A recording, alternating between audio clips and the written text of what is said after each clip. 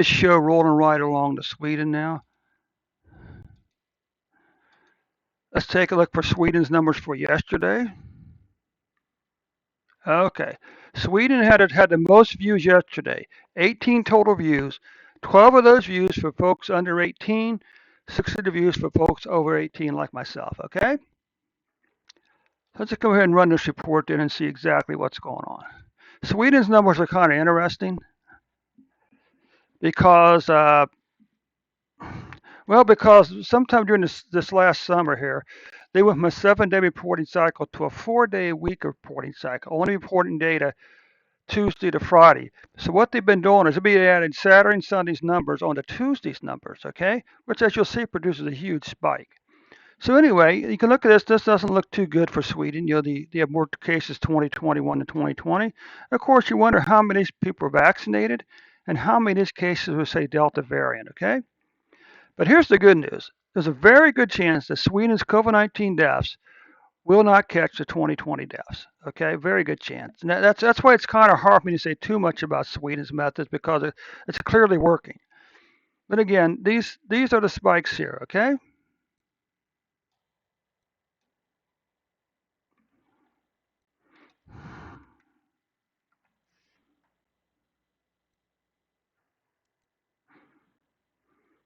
Okay. These are the Tuesday spikes. So therefore we can't really tell what the daily numbers are.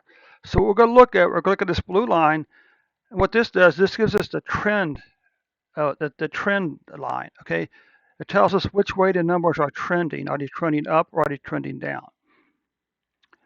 So what you can see here, again, this is back sometime in May, I believe, this very long declining pattern uh, in COVID-19 cases, all the way down to what, 247 cases, before increasing back up, then coming back down and leveling off here, okay? Now, what we look at here is a 14-day moving average. So for the period ending 11/1, you were averaging 533.5 cases per day. Now the desk can be a little tricky because apparently I got a note that said that somewhere back over here in July or since August or September or maybe September, they found some missing deaths from back during the summer, and so they may have added them on over here.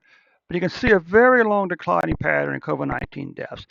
Now it looks like the deaths are starting to trend back down a little bit. Okay.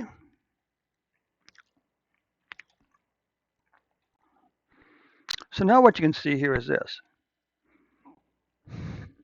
You can see it as 11/1, November 1st, Sweden was averaging 3.8 deaths per day.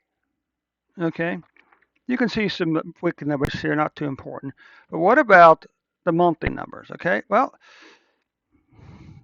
you saw a 1, 2, 3 month decline, then an increase, and then a 2 month decline for cases. Okay, your cases came from all the way up here, all the way down to here during the spring and summer. What about deaths?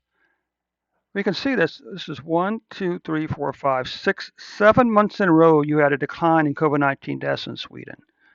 Then back over here, August, September, you had a brief hiccup, but still, you know, this line here is 500, and this is 250. So for September and October deaths we're still below 500 deaths for the month. Okay.